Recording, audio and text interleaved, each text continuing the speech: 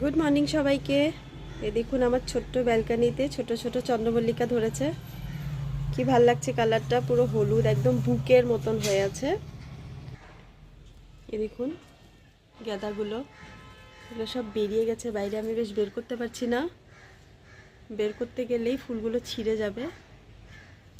যারা ব্যালকনির বাইরে রাস্তার থেকে যারা দেখে সবাই বলে একবার। বেগুন গাছটা দেখুন, ছোট্ট টবে 4টা বেগুন ধরে আছে। এ দেখুন এখানে একটা, এই দিকে একটা ধরে আছে।